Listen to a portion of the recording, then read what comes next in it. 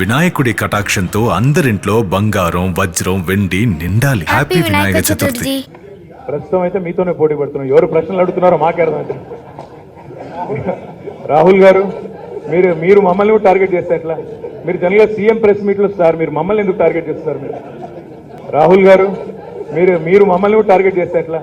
మీరు జనరల్గా CM press మీట్లో సార్, మీరు మమ్మల్ని ఎందుకు టార్గెట్ చేస్తున్నారు? మీరు ఇస్తాం, మళ్ళీ పంపుతాం, ఏముంది సరిగా మీకు తెలియదు ఏముంది అంటే మనసుంటే మార్గం ఉంటుంది sir. I'm saying she is not fit to be a governor, simple as that.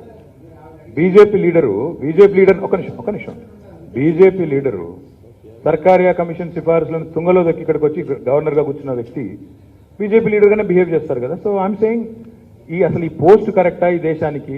వైస్రాయ్లు, గవర్నర్లు, మోడీ గారు కూడా ఆయన ప్రధానమంత్రి పేరు మార్చుకుని వైస్రాయ్ అని పెట్టుకుంటే బాగుంటుంది. ఎందుకు ఈ బాధ అంతా? ఎక్కడ ఫిట్, ఎక్కడ అన్ఫిట్, ఎవరు ఇంటెలిజెంట్, ఎవరు నాట్ ఇంటెలిజెంట్?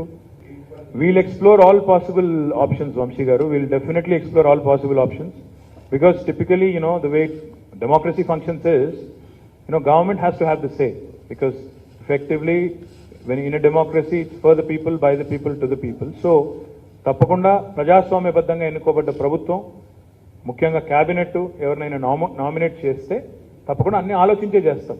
అంతేగాని ఆలోచించకుండా అసమగ్రంగా చేయం కదా. ఇద్దరికి కూడా క్రెడిబుల్ నాయకులు, బలహీన వర్గాలకు సంబంధించిన నాయకులు, ప్రజా జీవితంతో దశాబ్దాల పాటు అనుబంధం ఉన్న నాయకులు, వారిని నామినేట్ చేయడం కరెక్ట్ అని చెప్పి క్యాబినెట్ భావించింది. ఆవిడ తప్పు అని వారికి పైనుంచి ఆదేశాలు వచ్చినాయి, ఆవిడ ఏదో రాసి పంపినారు. We'll explore all possible options and what to do. పగబట్టినట్రా ఆయన మొత్తం తెలంగాణ మీద పగబట్టిండు బ్రదర్. పాప మా వాళ్ళు ఇద్దరి మీద ఎందుకు, ఆయన తెలంగాణ రాష్ట్రం మీద పగబట్టిండు. See we are the best performing state in India. We are the best performing state in India today. Highest per capital income. అటు రాహుల్ గాంధీకి మాట రాదు, ఇటు మోడీకి మాట రాదు. ఎందుకయ్యా మీ పరిపాలనలో ఉన్న ఏ రాష్ట్రం కూడా తలసరి ఆదాయంలో అత్యధికం సాధించలేదంటే అది మాత్రం చెప్పే తెలివి లేదు.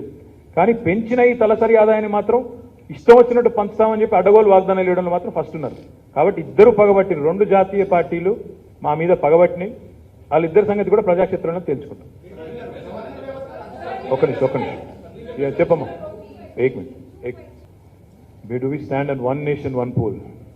I told you last time itself, it's an election gimmick of Prime Minister Modi. He's a master of attention diversion politics. That's what he is. Unfortunately, he's delivered diddly squat for this country. The last 9 years of him being the Prime Minister, he's heralded, the lowest value of rupee, highest inflation ever in independent India, highest unemployment rate ever in independent India, and most importantly, I think he's failed miserably on all the promises he's made to the people of India. He had promised, let me remind you, that by 2022, India will be a 5 trillion economy. He has promised a house for every poor in the country by 2022. He had promised that 2 crore jobs will be delivered per year. He had promised that bullet trains will be running by 2022. He had promised that every house will have a portable drinking water connection. Has Modi delivered any one of these? Remember, he had even said कि American लोग line में लग जाएंगे visa लेने India को, but आज Indian citizenship छोड़ के कई लोग बाहर जा रहे हैं. The point is, prime minister Modi has been the most inefficient, inept, incompetent prime minister of independent India, and probably the most corrupt. So therefore, in order to divert the attention of the people, he will resort to all kind of gimmicks, and 100% one nation, one election is a poll gimmick. If he is sincere, if he is serious, the special session was convened, he could have brought the bill. Unfortunately, Amrit Kal ka jo meeting tha, usme to kuch hua hi nahi. So, what I believe honestly is that it is an attention diverting gimmick. That's one. What was your second question?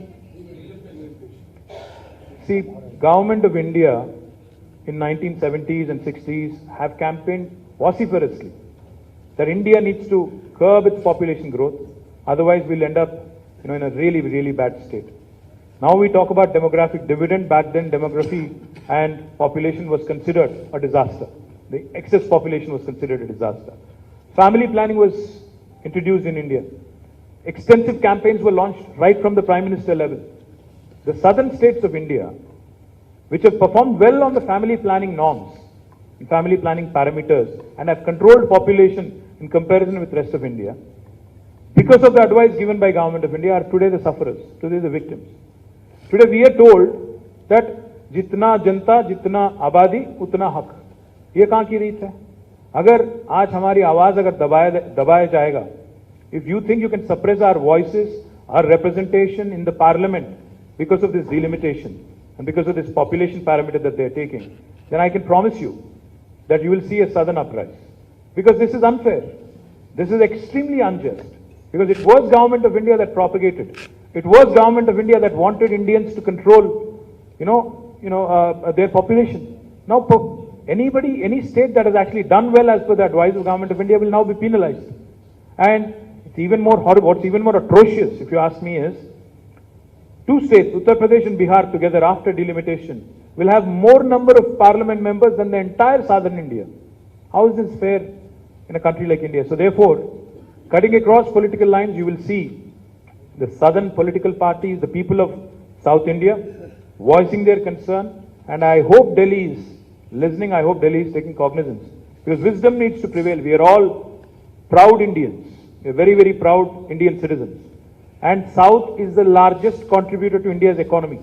19% of the population is contributing nearly 35% of India's GDP. So therefore, I think we need to certainly have our voices be heard. Our representation cannot come down in any form, and we'll certainly, lead this,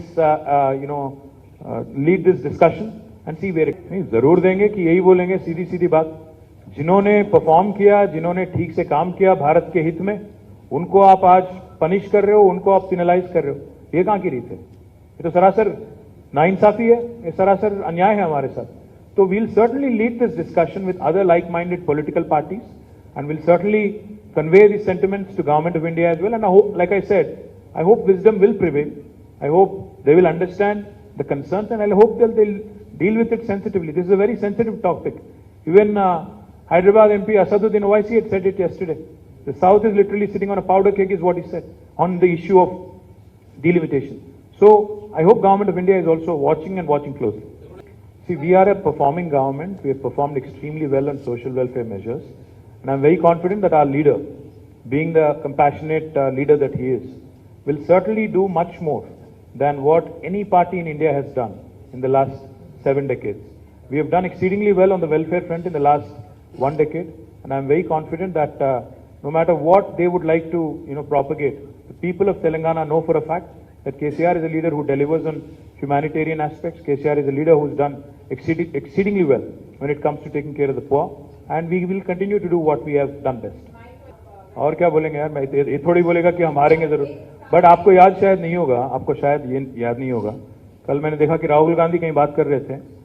उन्होंने कहा कि हम छत्तीसगढ़ में तो बराबर आ रहे हैं, probably Telangana में आएंगे. उनको खुद विश्वास नहीं, तो मैं क्या बोलूं उनके पार्टी पे और उनके पार्टी के लीडरों पे.